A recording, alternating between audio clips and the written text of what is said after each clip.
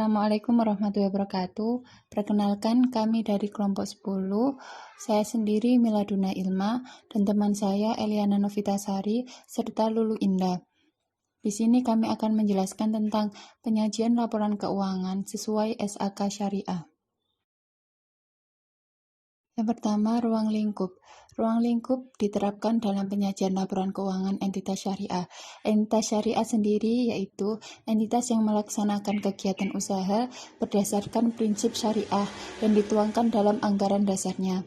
Kemudian PSAK bukan merupakan pengaturan penyajian laporan keuangan sesuai permintaan khusus, misalnya pemerintah dan bank sentral.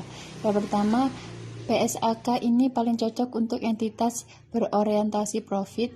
Yang kedua, entitas nirlaba, sektor publik, koperasi, dan rekadana pembuatan penyesuaian. Tujuan dan peranan kerangka dasar penyusunan dan penyajian laporan keuangan syariah untuk digunakan sebagai acuan bagi yang pertama, penyusunan standar akuntansi keuangan syariah dalam melaksanakan fungsi membuat standar. Yang kedua, menyusun laporan keuangan untuk menanggulangi masalah akuntansi syariah yang belum diatur dalam standar akuntansi keuangan syariah.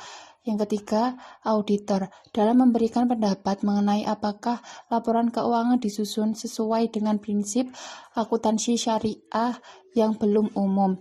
Yang keempat, para pemakai laporan keuangan dalam menafsirkan laporan yang disajikan dalam laporan keuangan yang disusun sesuai dengan standar akuntansi keuangan syariah.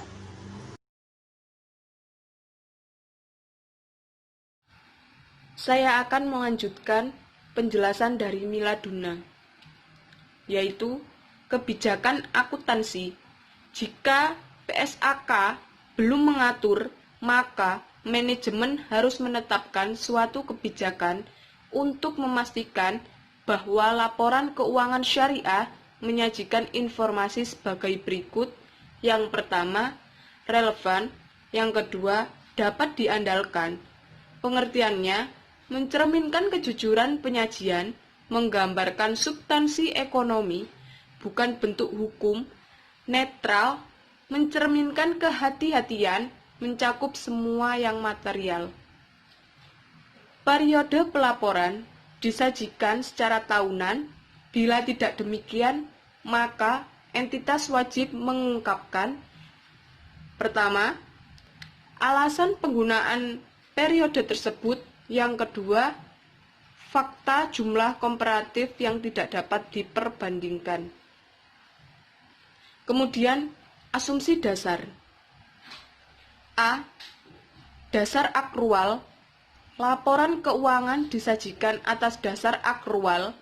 Maksudnya, bahwa pengaruh transaksi dan peristiwa lain diakui pada saat kejadian dan bukan pada saat kas atau setara kas diterima atau dibayar, dan diungkapkan dalam catatan akuntansi, serta dilaporkan dalam laporan keuangan pada periode yang bersangkutan.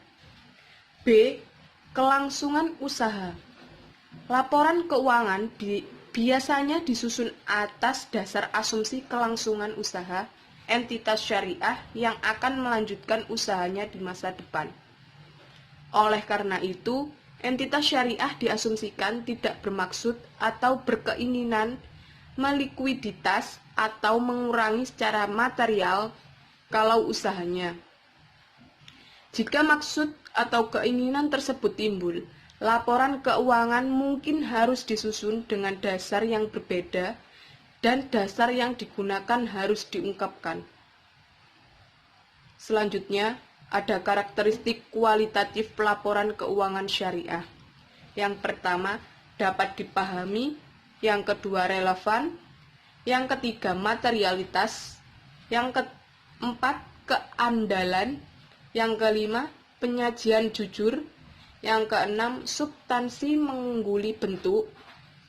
Yang ketujuh, netral. Yang kedelapan, pertimbangan sehat. Yang kesembilan, kelengkapan. Yang kesepuluh, dapat diperbandingkan.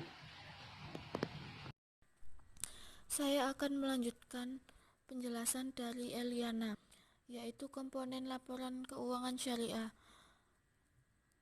Ada beberapa, yaitu laporan laba rugi, laporan perubahan ekuitas, neraca, laporan arus kas, laporan sumber dan penggunaan dana zakat, laporan sumber dan penggunaan dana kebajikan, dan ada catatan atas laporan keuangan. Selanjutnya ada unsur laporan keuangan syariah, yaitu komponen kegiatan komersial.